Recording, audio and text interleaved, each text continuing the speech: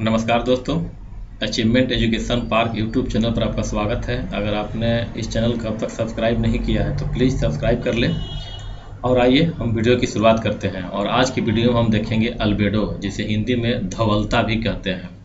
Albedo एक बहुत ही conceptual word है, इसको हम समझते हैं।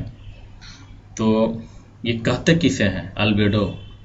तो अल्बेडो का तात्पर्य होता है किसी भी सतह पर सूर्य से प्राप्त कुल विकृत ऊर्जा का परिवर्तित भाग ही अल्बेडो कहलाता है। इसको एक बार फिर से समझ लीजिए। किसी भी सतह पर सूर्य से प्राप्त कुल विकृत ऊर्जा का, कुल जो विकृत ऊर्जा होती है जो किसी सतह पर पड़ती है, उसका परिवर्तित भाग ही अल्बेडो कहलाता है। इसको इस तरह समझ सकते हैं कि अगर यहाँ पर कोई लीफ है, मतलब पत्ता है, अगर इस पे जो सूर्य की किरणें इस पे आ रही हैं विकृत होकर के, और इस पे पड़ने के बाद जो वापस लौट करके जाती हैं, उसी को हम लोग बोलते हैं अल्बेडो। देखिए आने की मात्रा कितनी ज़्यादा है और वापस होने की मात्रा कितनी कम है, इसी को क्या बोलते हैं? अल्बेडो। हो सकता है जितनी आई है उतनी ही वापस भी चली जाए, या जितनी आई है पूरी की पूरी वो लीफ के द्वारा ऑब्जॉर्व कर लिया जाए। लीफ न तो कोई दूसरी वस्तु भी हो सकती है, पूरी की पूरी ऑब्जॉर्व कर लिया जाए, तो उसी को हम लोग कहते हैं अल्बेडो। अब इसको मैंने समझा दिया, आप समझ गए होंगे मोटे तौर पे अल्बेडो क्या है। तो देखिए दोस्तों, तो अगर जितनी सूर्य की विकृत ऊर्जा आ रही है और किसी सतह पर पड़ रही है, और पूरी की पूरी ऊर्जा अगर ऑब्जॉर्व कर ली जाती है, इस सतह के द्वारा ऑब्जॉर्व कर ली जाती है, अवशोषित कर ली जाती है, यानी कि जो आपतित किरणें हैं उन आपतित किरणों को पूरी तरह से सतह के द्वारा ऑब्जॉर्व कर लिया जाता है, तो कहा जाता है कि अल्बेडो जो है इसका शून्य है, जीरो है। और ये वस्तु कौन सी होगी? इस प्रकार की जो पूरी से पूरी आपतित इंसिडेंट रेडिएशन हो उसको पूरी तरह से ऑब्जॉर्व कर लेगी। इस प्रकार की बॉडी को हम लोग बोलते हैं ब्लैक बॉडी। फिजिक्स के जो छात्र रहे होंगे, साइंस को अच्छी तरह समझ रहे होंगे कि ब्लैक बॉडी किसे कहते हैं। ब्लैक बॉडी वो होता है कि जो आपतित किरणों को पूरी की तरह, जो इंसिडेंट रेडिएशन होता है पूरी की तरह पूरी उसको ऑब्जर्व कर लेते हैं। ठीक है, इसको हम लोग बोलते हैं ब्लैक बॉडी। और यहाँ पे अल्बेडो क्या हो जाएगा? 0%। अल्बेडो क्या हो जाएगा? 0%। ठीक। एक दूसरा कंडीशन हो सकता है वो कि जितनी भी इंसिडेंट रेडिएशन है, मतलब सूर्य की विकृत ऊर्जा जो किसी सतह पर पड़ती है, अगर वो पूरी की पूरी वापस चली जाए, वायुमंडल में पूरी की पूरी वापस चली जाती है, मतलब 100% उनका जो है रेडिएशन हो जाता है स्पेस में हो जाता है, तो यहाँ पर क्या जितनी आई उतनी ही, जितना इंसिडेंट हुआ उतना ही रिफ्लेक्शन हो गया। इसका मतलब क्या हुआ कि यहाँ पर अल्बेडो हो जाएगा 100%, जितना आया उतना ही पूरा वापस चला गया। तो इसको हम लोग बोलते हैं कि यहाँ अल्बेडो क्या है? 100% है। ठीक है दोस्तों, तो सच्चाई और यहाँ पे अल्बेडो क्या हो जाएगा? 1। अल्बेडो क्या हो जाएगा? 1। ठीक है, और यहाँ पे क्या हो जाएगा? 0। ठीक है, 1% नहीं, सॉरी 0% नहीं, 0। ये 0 हो जाएगा वैल्यू यहाँ, और यहाँ हो जाएगा 1। इसका मतलब है कि जितना भी अल्बेडो का वैल्यू हो वो 0 से 1 के बीच रहता है। ठीक है, यहाँ पे ये 0 होगा, इसका मतलब कि ब्लैक बॉडी है।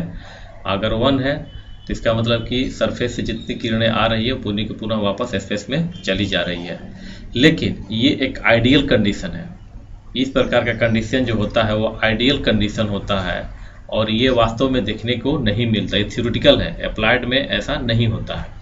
इसका मतलब कि जो भी अल्बेडो होता है वो 0 से लेकर के और 1 के बीच हमको देखने को मिलेगा।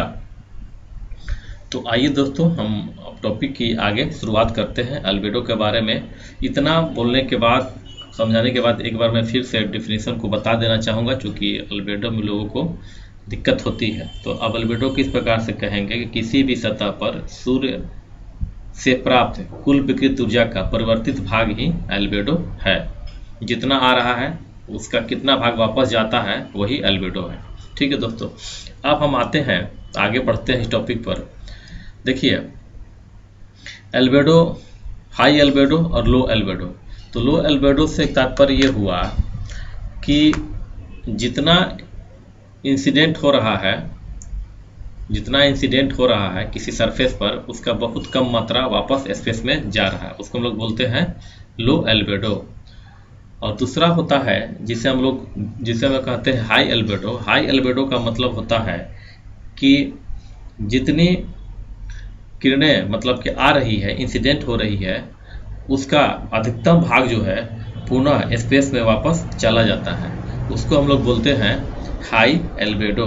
उसको क्या बोल देंगे? High albedo. अब ये हम कह सकते हैं, इसको हम इस प्रकार से कह सकते हैं कि हाई एल्बेडो का मीन्स हो जाता है, हाई एल्बेडो का मीन्स हो जाएगा कि surface reflects a lot of light, ये हो गया हाई एल्बेडो। और लो एल्बेडो क्या हो जाएगा? लो एल्बेडो का मतलब क्या हो जाएगा कि सरफेस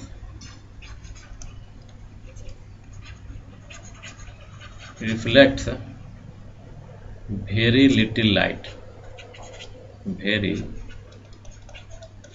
लिटिल लाइट, बहुत कम।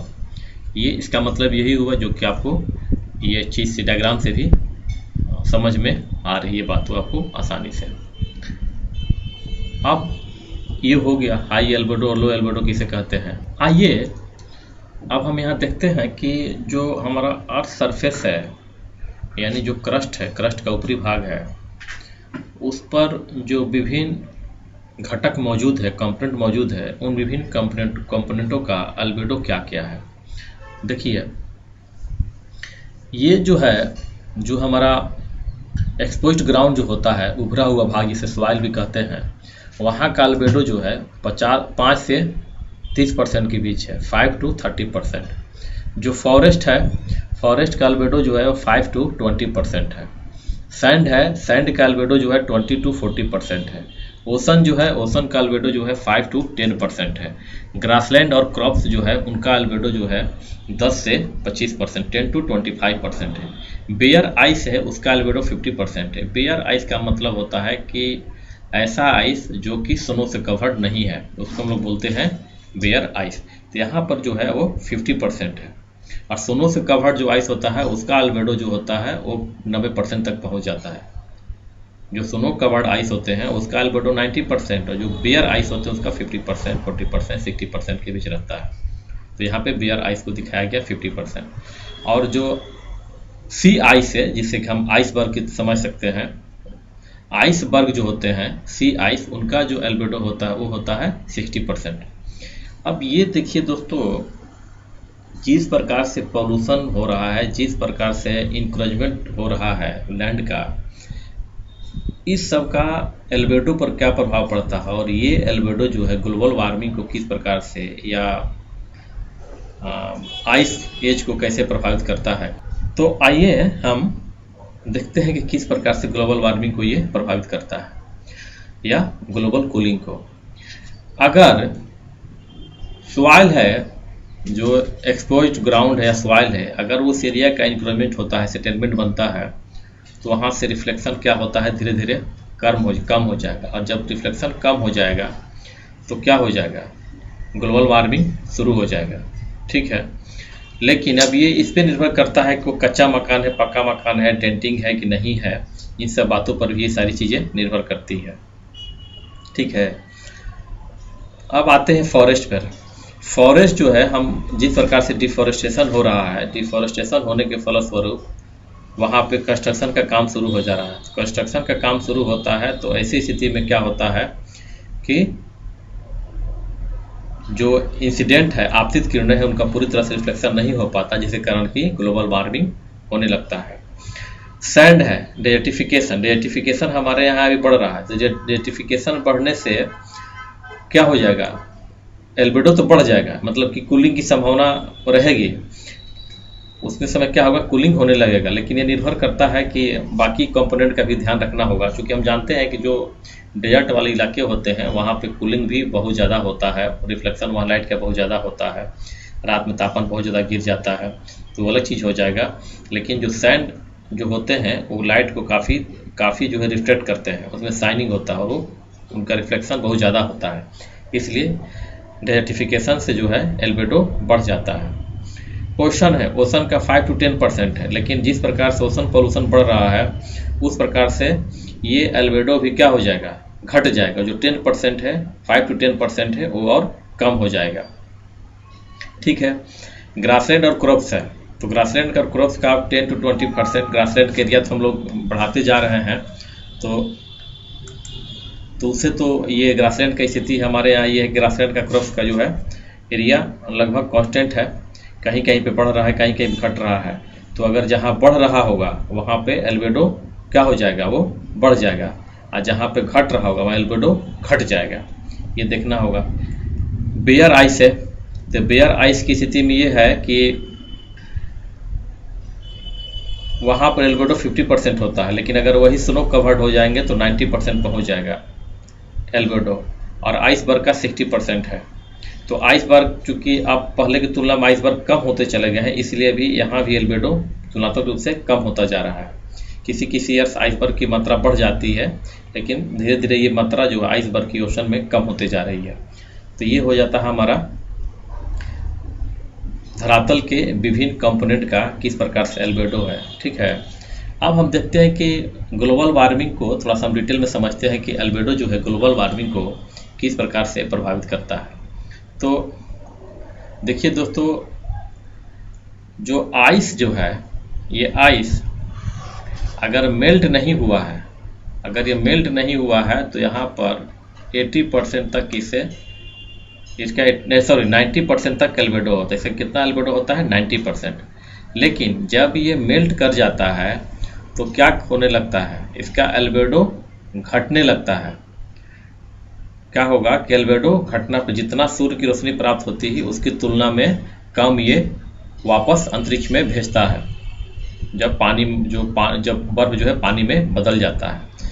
और जब ये बहुत ज़्यादा, जब ये स्थिति उत्पन्न हो जाती है, जब पानी बदलने लगता है, एल्बेडो घट जाता है, तो ऐसी स्थिति में क्या होता है कि पृथ्वी का टेम्परेचर बढ़ने लगता है। और जब पृथ्वी का टेम्परेचर बढ़ने लगता है तो ग्लोबल वार्मिंग की स्थिति उत्पन्न हो जाती है। तो ये है एल्बेडो और ग्लोबल वार्मिंग का, यही संबंध आइस एज में भी हम लोग हल्की से चर्चा किए थे कि आइस एज आने के बाद जो है क्यों इसमें आइस एज आने के बाद जो है आइस एज की गहनता और क्यों बढ़ जाती है, क्योंकि एल्बेडो उसका ज़्यादा होता है। ठीक है, और जब पिघलने लगता है तो फिर ग्लोबल वार्मिंग की या मौसम जो है उस रकम आद होने लगता है। तो ये था हमारा एल्बेडो, इसको महत्वपूर्ण टॉपिक है। इसको दोस्तों अगर कोई कन्फ्यूजन हो तो कमेंट बॉक्स में कमेंट कीजिएगा और इसको लाइक और शेयर कीजिए। धन्यवाद दोस्तों।